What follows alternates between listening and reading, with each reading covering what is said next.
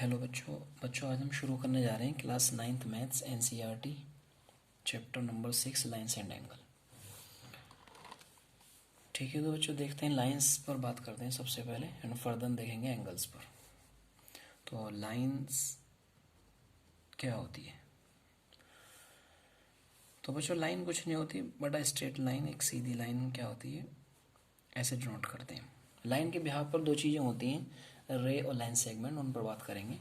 तो लाइन के बारे में बस इतना जान लेते हैं कि क्या होती है लाइन की इनफाइनाइट लेंथ। क्या होता है लाइन? इसके टू एंड, कोई एंड पॉइंट्स नहीं होता, no end point, no end point, कोई एंड पॉइंट नहीं होता। और इनफाइनाइट लेंथ को हम लाइन्स कहते हैं, इनफाइनाइट, इनफाइनाइट लेंथ। ठीक है बच्चों, तो इसके बिहार पर दो चीज़ें पर बात करेंगे, लाइन सेगमेंट। तो दूसरी बात देखते हैं लाइन सेगमेंट पर। ठीक है, line segment, line segment, line segment क्या होता है? ये किसी लाइन का कोई पार्ट है, यानी पार्ट ऑफ लाइन, ये कह सकते हैं हम, ए पार्ट ऑफ लाइन। यानी कोई लाइन का कोई हिस्सा अगर हम ले लें, जैसे मैं ऊपर लाइन में से ये पार्ट ब्रेक करके ले लूँ जिसके दो पॉइंट हों ए बी, ये ले लेता हूँ मैं टू एंड पॉइंट्स, ये एंड पॉइंट बना लेते हैं। एरो का मतलब तो है आगे, फर्दर आगे है। टू एंड पॉइंट्स ले लूँ ए और बी। तो लाइन सेगमेंट क्या होता है? जिसके दो एंड पॉइंट्स हों, two end points with two, a line with two end points. ये ऐसे बात लिख लें हम सीधे, टू एंड पॉइंट्स। ठीक है, दूसरी बात क्या होती है? फाइनाइट लेंथ होती है। लाइन सेगमेंट क्या होती है? फाइनाइट, यानी हमें इसकी लेंथ 5 सेंटीमीटर वगैरह ये हमें पता होती है, फाइनाइट लेंथ होती है लाइन सेगमेंट में। ठीक है, एक दूसरी चीज़ आती है रे। ठीक है, रे,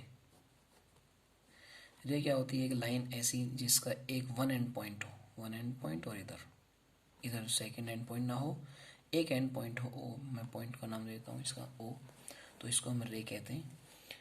ठीक है, तो यूज़ हमारी प्रैक्टिकल लाइफ में लाइन सेगमेंट और रे का यूज़ होता है, लाइंस का तो यूज़ नहीं होता। ठीक है, इनफाइनाइट लेंथ की कोई स्ट्रेट लाइन है उसको लाइन, इनफाइनाइट लेंथ की लाइंस कहते हैं। ठीक है, उसके बाद गाइस लाइंस कितने टाइप की होती हैं? टू टाइप्स ऑफ लाइन होती हैं।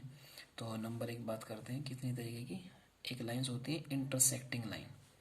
क्या होती है? इंटरसेक्टिंग, लिख देते हैं यहाँ पे इंटरसेक्टिंग लाइंस, इंटरसेक्टिंग लाइंस। तो बच्चों क्या होती है इंटरसेक्टिंग लाइंस? ऐसी दो लाइंस जो आपस में कहीं आप एक दूसरे को काटें, इंटरसेक्ट करें, ऐसी लाइंस को कहते हैं इंटरसेक्टिंग लाइन। जैसे एक लाइन मैंने एक ड्रॉ करी, एक लाइन ड्रॉ करी, तो इन्होंने यहाँ पर क्या करा? एक दूसरे को इंटरसेक्ट करा, तो इसको पॉइंट ऑफ इंटरसेक्शन कहते हैं, point of intersection, point of intersection. ठीक है बच्चों, दूसरी टाइप की लाइंस होती है, पैरेलल लाइंस होती हैं, पैरेलल लाइंस।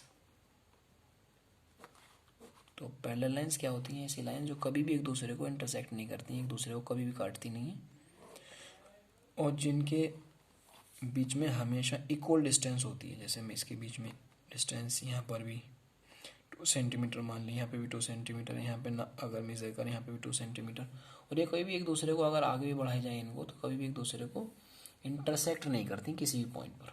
ठीक है, तो लाइन सेगमेंट को हमने डिनोट करना देखा कि लाइन सेगमेंट को कैसे नोट करते हैं, ए बी, उसके ऊपर ऐसे लाइन भी खींच देते हैं कभी कभी, A B, normal A B से डिनोट करते हैं, ए बी पी क्यू।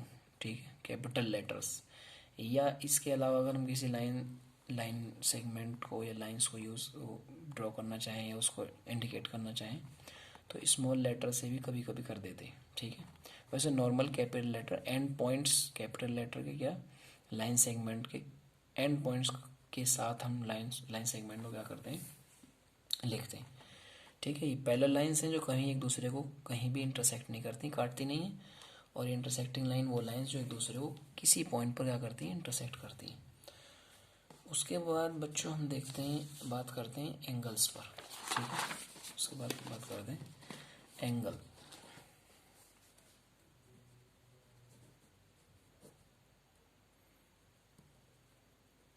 ठीक है। एंगल कब बनता है? एंगल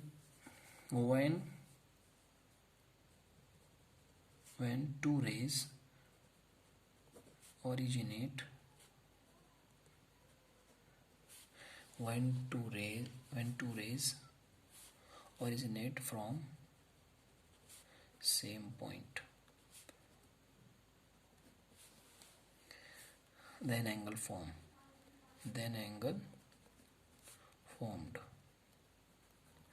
जब दो रेज एक पॉइंट से ओरिजिनेट होती हैं तब एंगल फॉर्म होता है। जैसे एक रे निकली तो बीच के इस एरिया को नॉर्मली क्या कहते हैं? हम एंगल कहते हैं। और जिन रेज से एंगल बना है, फॉर्म हुआ है, उसको हम कहते हैं आर्म ऑफ एंगल। एक आर्म ऑफ एंगल ये है, एक आर्म ऑफ एंगल ये है। अब बच्चों नाम देखते हैं। एंगल्स का नाम इम्पोर्टेंट है कि नाम कैसे लिखें एंगल्स का। जैसे ये कोई एंगल है, ये दो इसके रे हैं, इनको कोई पॉइंट का नाम देता हूँ मैं। इस पॉइंट को यहाँ पर ए और यहाँ पर लिख देते हैं बी और ये ओ। तो अगर इस एंगल का नाम लिखना है हमें तो कैसे लिखेंगे? एंगल, ये एंगल का सिंबल ऐसे, और आर्म से शुरू करते हैं। ये आर्म है, एक पॉइंट ये है आर्म का, एक पॉइंट ये है। तो या तो इधर से शुरू कर सकते हैं हम, A O B, angle A O B. यह नाम मैं लिख सकता हूँ इसका, एंगल बी ओ ए। ठीक है। उसके बाद बच्चों बात करते हैं टाइप्स ऑफ एंगल्स पर।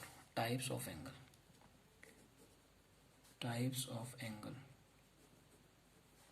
एंगल्स कितने टाइप के होते हैं? तो नंबर एक बात करते हैं एक्यूट एंगल। तो बच्चों एक्यूट एंगल किसे कहते हैं? ऐसा एंगल जिसकी वैल्यू 0-90 डिग्री के बीच में हो।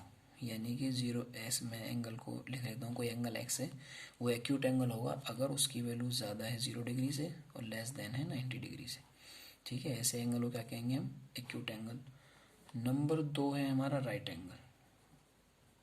एंगल। तो ऐसा एंगल जिसकी वैल्यू 90 डिग्री के इक्वल हो। ठीक है। नंबर 3 है ऑब्ट्यूस एंगल।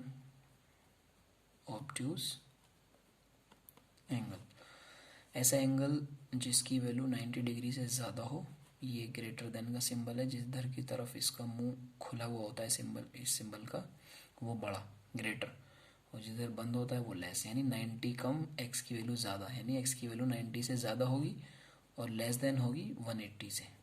ऐसे एंगल्स को हम कहेंगे क्या? Obtuse angle. जैसे आगे फर्दर लिख सकते हैं हम, कौन से एंगल आ जाएंगे? 90 से ज़्यादा 91 डिग्री है, 92 डिग्री है, 93 डिग्री है, 93, ऐसे डॉट 179 डिग्री तक के एंगल्स को हम कहेंगे ऑब्ट्यूस एंगल। 90 डिग्री हमने देखा, इसमें हम क्या देख सकते हैं? 0 डिग्री से ज़्यादा 1 डिग्री है, 2 डिग्री है, 3 डिग्री है, और डॉट आगे 89 तक हम कह सकते हैं एक्यूट एंगल्स होते हैं। उसके बाद 4 नंबर पर हम देखते हैं ऑब्ट्यूस एंगल्स के बाद रिफ्लेक्स, ये स्ट्रेट एंगल। उसके बाद क्या आते हैं? स्ट्रेट एंगल की बात करते हैं। ठीक है, स्ट्रेट एंगल। तो बच्चों स्ट्रेट एंगल कौन सा एंगल होता है? ऐसा एंगल जिसकी वैल्यू कि 180 के क्या हो? इक्वल हो, 180 डिग्री के इक्वल हो, वो स्ट्रेट एंगल होता है। उसके बाद रिफ्लेक्स एंगल। ऐसा एंगल जिसकी value greater than 180 degree and less than 360 degree. ठीक है, ऐसा एंगल जिसकी वैल्यू कितनी हो? 180 से ज़्यादा और 360 डिग्री से क्या हो? कम हो। ऐसे एंगल को कहते हैं हम रिफ्लेक्स एंगल। जैसे 181 डिग्री हो गया, 182 डिग्री हो गया, और ऐसे आगे डॉट का मतलब आगे चल रहे कहाँ तक? 359 डिग्री तक के एंगल्स को हम क्या कहेंगे? रिफ्लेक्स एंगल कहेंगे। उसके बाद बच्चों आता है, रिफ्लेक्स एंगल के बाद एक एंगल होता है कॉम्प्लीमेंट्री एंगल।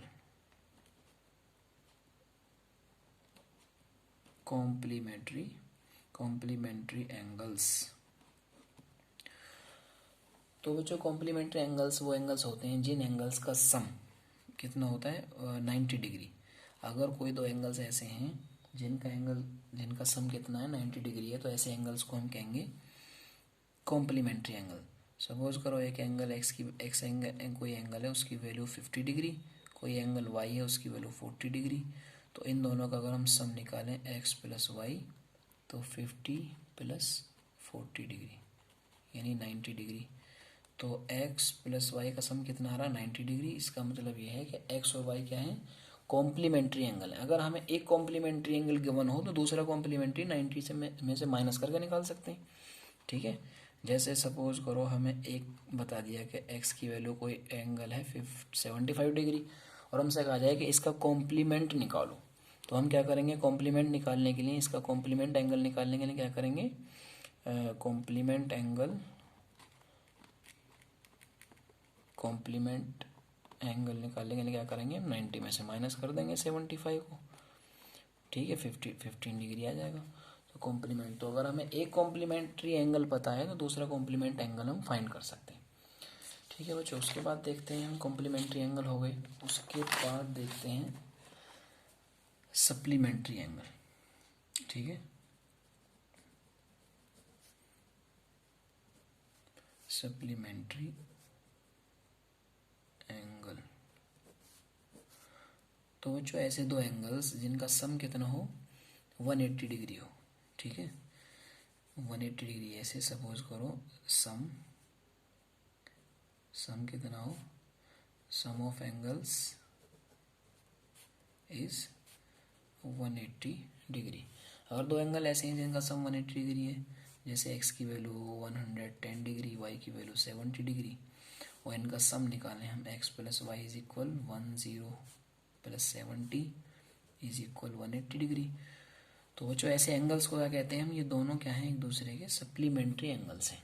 ठीक है, उसके बाद हम बात करते हैं पेयर्स ऑफ एंगल्स पर, जो आगे इंट्रोडक्शन 6 जो यूज़ होंगे एक्सरसाइज 6.1 में, उसमें है pairs of angle. Pairs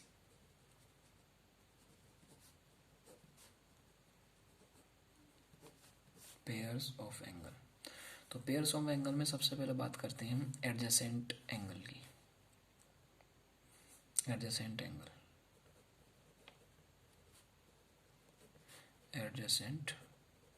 angles, तो बच्चों समझते हैं एडजेसेंट एंगल्स कौन से होते हैं, किसको हम एडजेसेंट एंगल कहते हैं, एडजेसेंट एंगल कब हो सकते हैं। तो मैं एडजेसेंट एंगल की फिगर बनाता हूँ। पहले यहाँ पर कोई रे है, उससे कोई पॉइंट है, उससे एक रे निकली, ये फिगर बना लिया। तो एक एंगल ये है x और एक एंगल ये है y।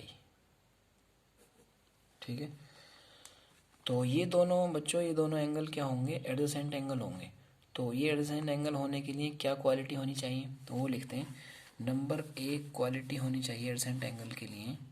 नंबर 1, ये जो पॉइंट है बच्चों यहाँ पर हमने एंगल्स डिस्कस किया था, एंगल्स में ये इस पॉइंट को कहते हैं वर्टेक्स। ये पॉइंट क्या है वर्टेक्स। तो एक तो उनका कॉमन वर्टेक्स हो, यहाँ पर क्या है कॉमन वर्टेक्स। नंबर सेकंड बात, एक आर्म उनकी कॉमन होनी चाहिए। ये आर्म जो इसका नाम देता हूँ मैं ABCO। तो ये OB जो आर्म्स है वो क्या है दोनों की कॉमन आर्म है। तो एक कॉमन आर्म होनी चाहिए, वन कॉमन आर्म, क्या वन कॉमन आर्म। और नंबर 3 बात क्या हो कि जो नॉन कॉमन आर्म है, नॉन कॉमन कौन सी OA और OC, ये नॉन कॉमन है यानी इसकी अलग है एक्स वाले की, वाई की अलग है। Non common arms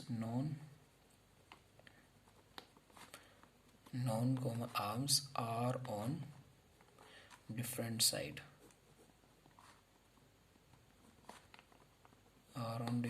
of common arm.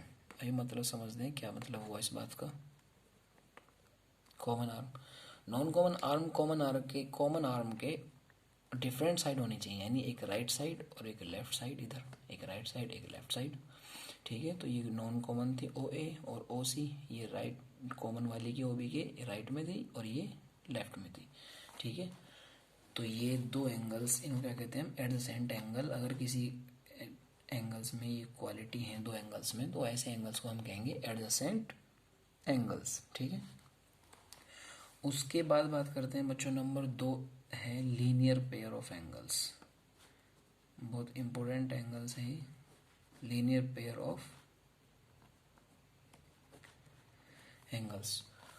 तो बच्चों एडजेसेंट एंगल में जो नॉन कॉमन आर्म्स थी अगर एक दूसरे के बिल्कुल अपोजिट हो जाए, यानी जैसे ये इधर है तो ये वाली नॉन कॉमन ओ सी में इधर खींच दूँ, यानी ऐसे बना दूँ। अगर ये ओ ए थी, ये ओ पॉइंट, ये ए, और ये कॉमन वाली थी बी, और ओ सी वाली लाइन इस ओ ए के जस्ट अपोजिट बना दूँ इधर, तो लीनियर पेयर एंगल बनते हैं अगर लीनियर दो एडजेसेंट एंगल मिलके 180 डिग्री क्रिएट करें।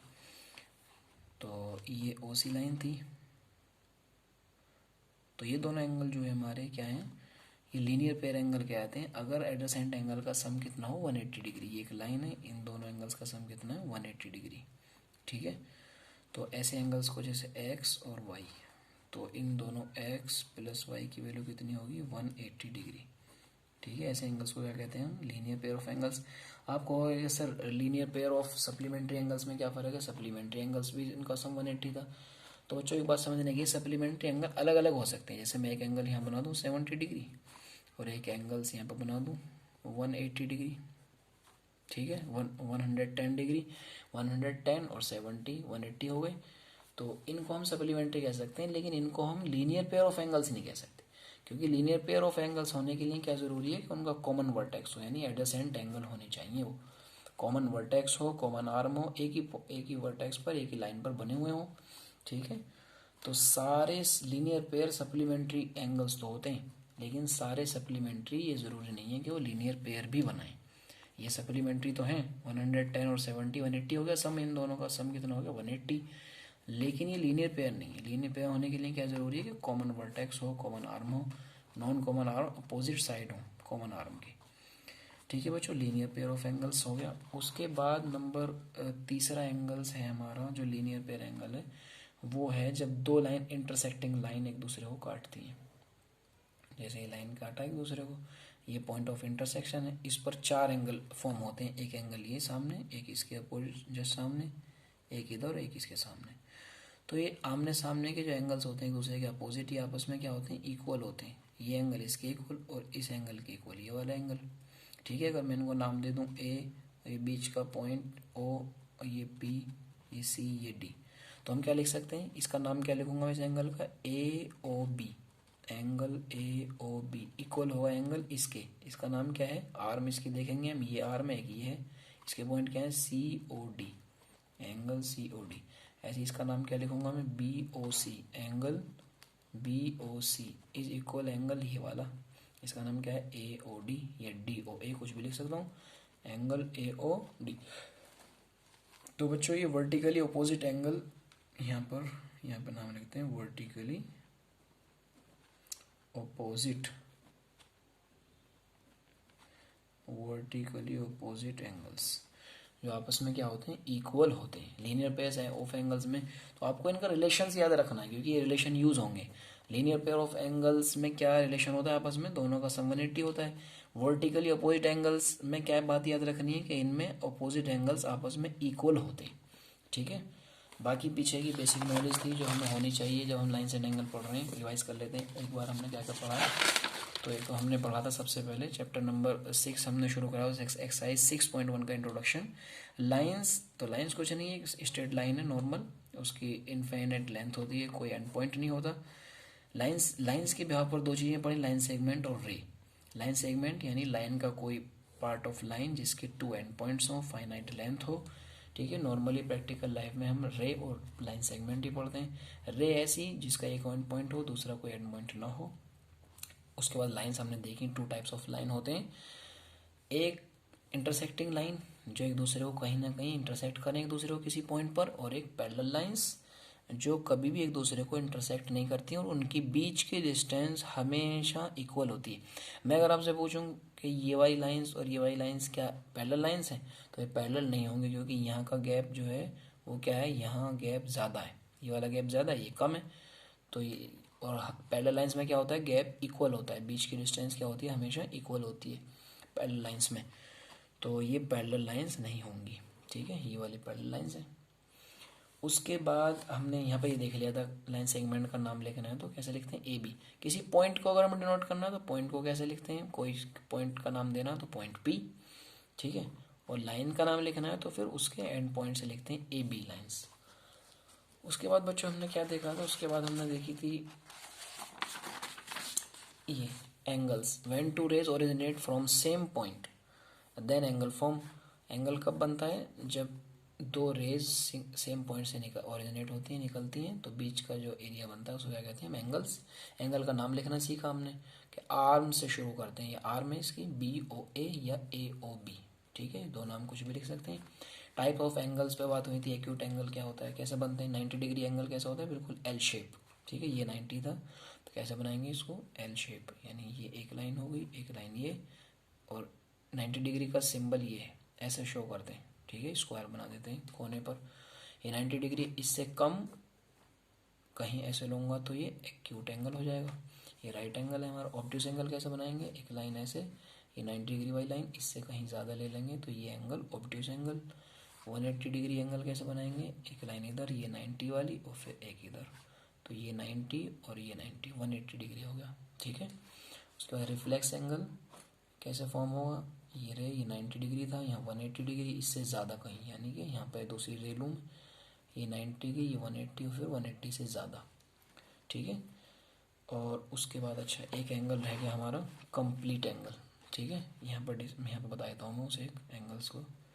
कंप्लीट वन रिफ्लेक्स से यहाँ देखा ना, रिफ्लेक्स, अभी ये एंगल बच गया तो इसका नाम भी है, ठीक है, कंप्लीट एंगल। एक एंगल रह गया था क्या, कंप्लीट एंगल।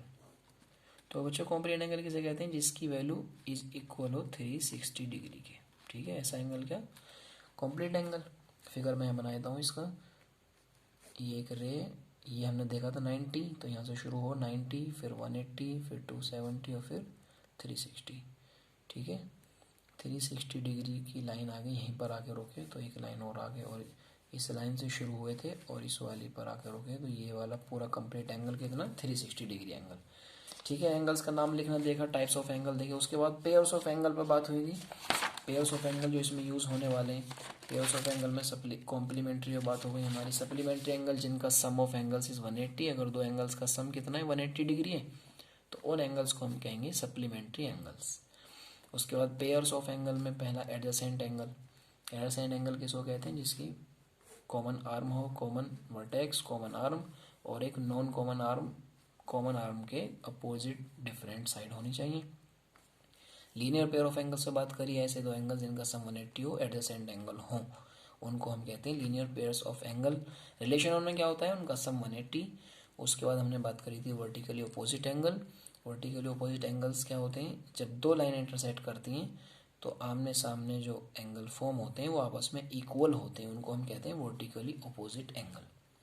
तो बच्चों इंट्रोडक्शन पार्ट है, उसके बाद हम नेक्स्ट वीडियो में बात करेंगे एक्सरसाइज 6